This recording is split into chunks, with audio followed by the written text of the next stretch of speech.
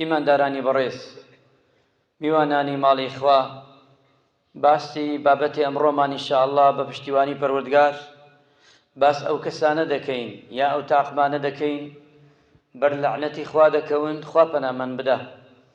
ئەبێ وریابین خۆمان بپارێزین لەو بەشانە نەبین، لەو تاقمانە نەبین کە بەر لەعنەتی خوای پەروەردگار دەکەون، چی لە قورئانە چی لە سونەتی پێغەمبەری خوای عەلەیهی السەڵات وەسەلام کە ڕوونی کردێتەوە و وەشی کردێتەوە بۆمان.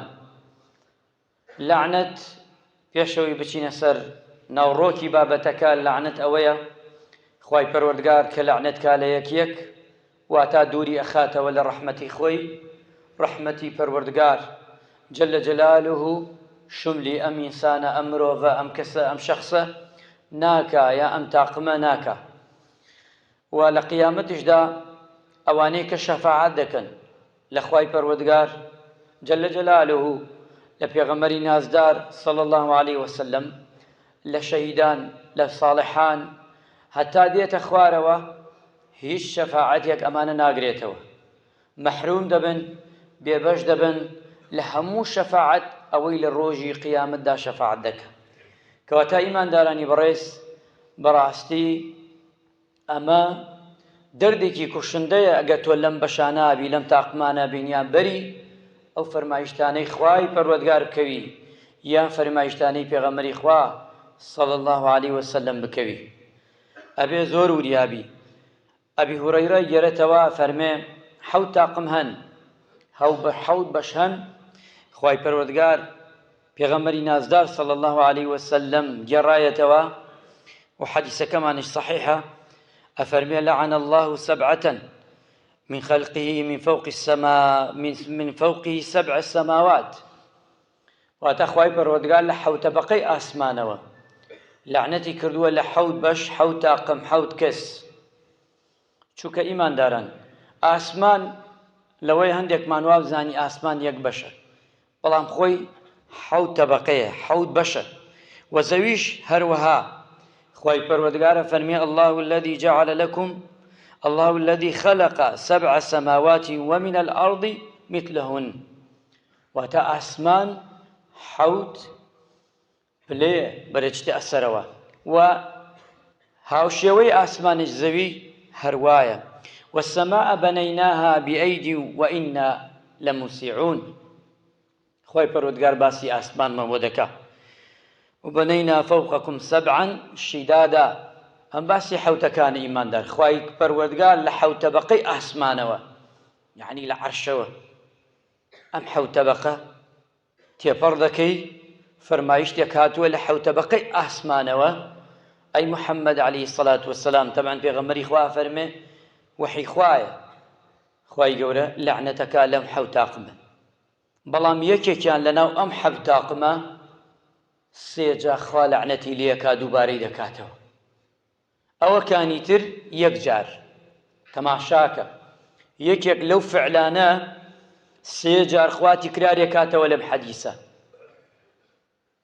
بۆ تەئکیدی. ئەوەکانی تر دانە بەدانەیە بەری یەک لەعنەتەکەون، بەڵام ئەمان باجەکەیان قورسترە. ئەفەرمێ اللعنة على واحد منهم ثلاثة واللعنة كل واحد منهما اللعنة تكفيه. واتا یەکێکیان سێ لەعنەت بەر سێ لەعنەتی خوا دەکەون، سێجا لە ڕەحمەتی خوا دەردەچن.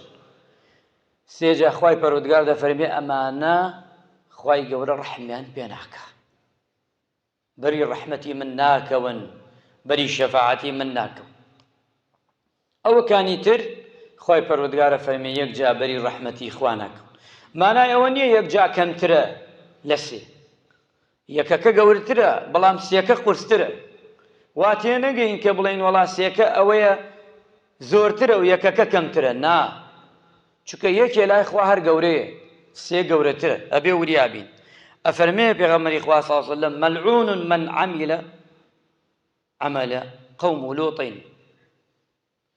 مەلعونە دوورە لە ڕەحمەتی خوا، دوورە لە میهرەبانی خوا، دوورە لە بەزەی خوا، ئەوەی کە وەک قەومی لووتەکە. قەومی لووت چی بوو ئیمانداران؟ وردی کەینەوە زیاتر ئەفعالی قەومی لووت دوو لە ڕوو جەنابتان ئەوەشی ئەمان بینێ و ئەبیسێتەوە هاوڕەگەز بازیە.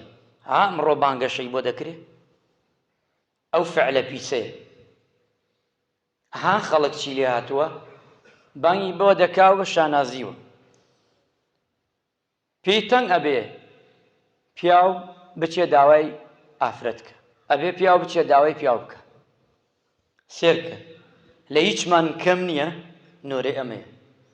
ئەم کوردستانە داماوە هەڵامەتێکی پێ چارەسەر ناکرێت. وەک دکتۆر عەبدولواحید دەڵێ نۆرەی ئەمەیە.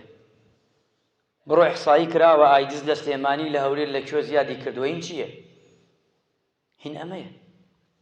ئەبێ پیاو لەگەڵ پیاوە هاوسەری بکە، ژن لەگەڵ ژنە، گەنج لەگەڵ گەنجە. ئەمەش نا بەمەش وەڕا ناوەستن. پیاو لەگەڵ حەیوانات هاوسەرگیری بکە. ئیماندارن خوا لەعنەتی کردووە لەو کەسەی کە بانگەشەی بۆکە، لەو کەسەی کە ڕێگای ئەدا، لەو کەسەیشی کە کارەکە ئەکا،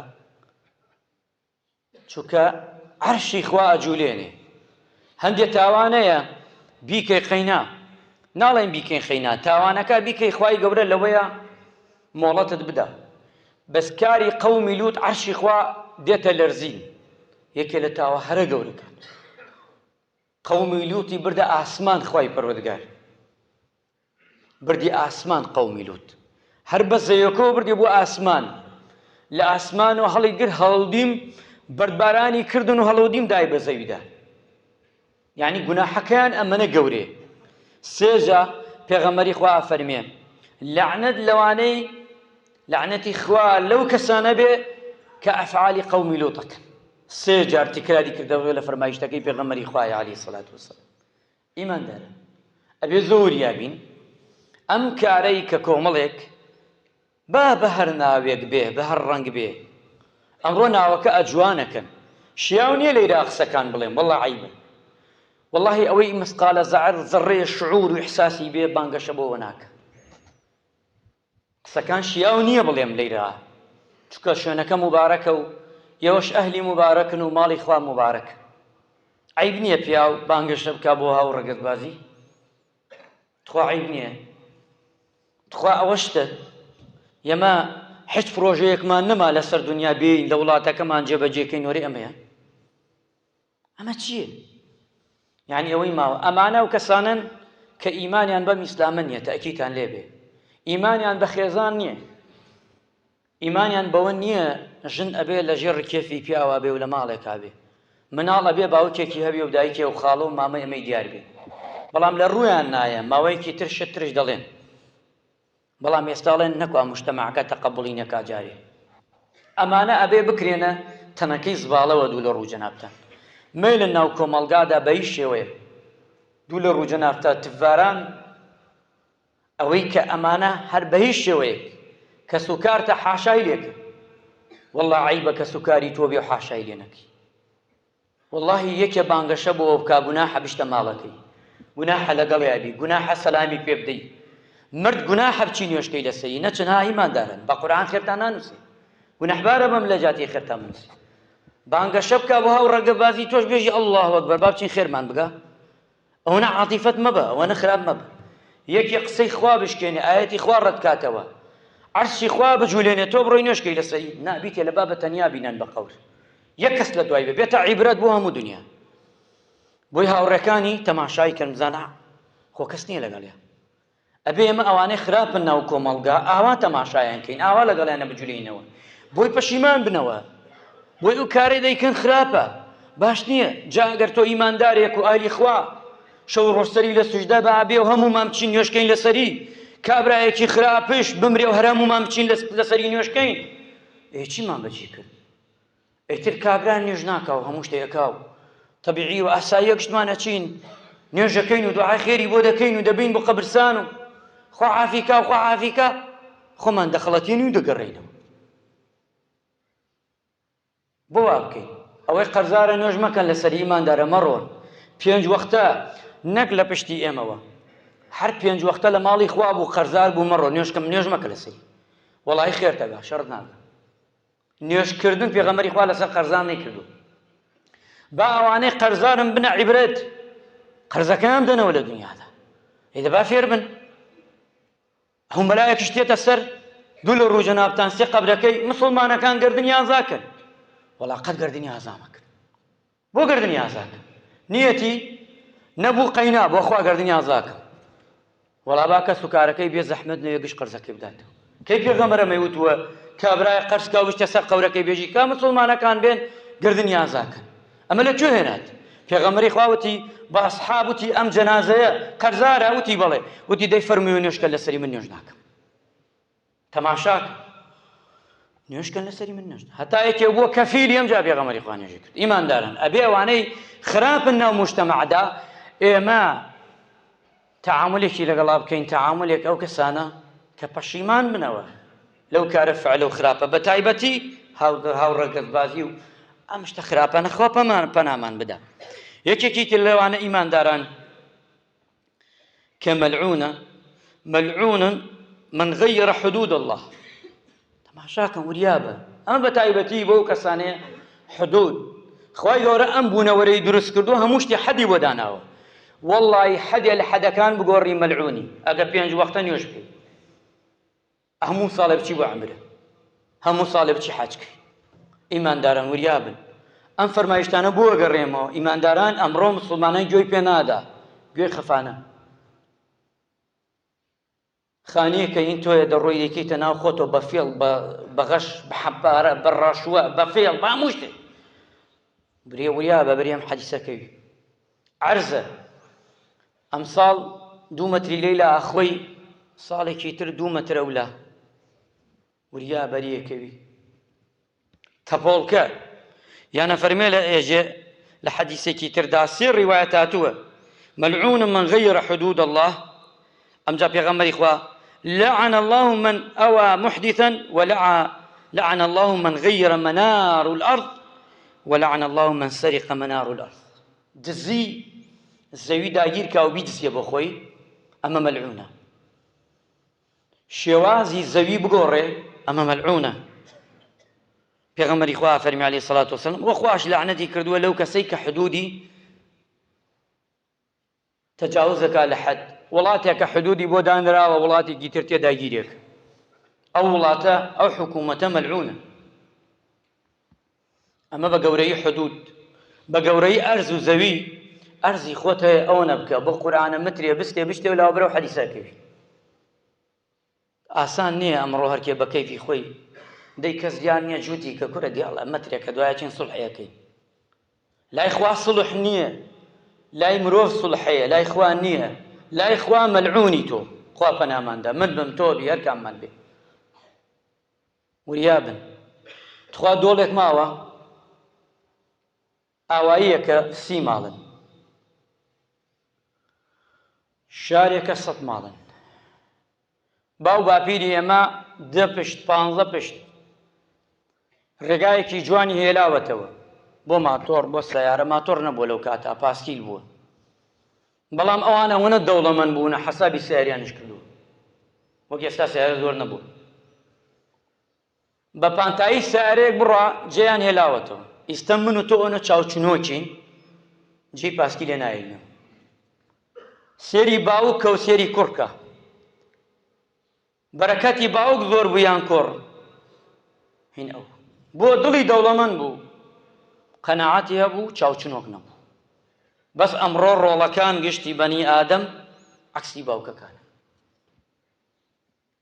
ڕێگایەکی نێلاوەتەوە بە شەرێ بچێ دوو لە ڕوو جەنابتان حەیوانێ بەینی دوو خەلە ڕێگایەکی نێ لە حەیوانێ بەورە بچێ لە بەهار ئاچیتە ئەو دەورە شوێنێک نییە دانیشی تەپۆڵکەی سرد سەلوتی شاخەکەی کردووە چێڵایەتی یە بۆ کوێی وەی تۆ بڵێ تێر بخۆی بەما ئیمانداران وریابین ئەمە پێغەمبەری خوا هەرسێکی شیە کاتەوە بۆمان حەدیسەکان سەحیحە ئەبێ وریابین ئەکەوێتە بەری چی بیدزی چیگی داگیری کەی وە چی ئەوەی کە دانراوە چەند ساڵە ئەمە شوێنی تۆیە و تۆ بڕۆی زیاد لەیلەوە لەولاوە بڕۆی هەرسێکی ئەکەوێتە بەری ئەو حەدیسەی پێغەمبەری خوا عەلەیهی سەڵات وەسەلام ئەفەرمێ ئەوە لعنەتی خوای لێ کراوە دوور خراوەتەوە لە ڕەحمەتی خوا ئیماندارانی عەزیز با ئێمە کارێ نەکەین خوای گەورە بارانمان لێ بگرێتەوە.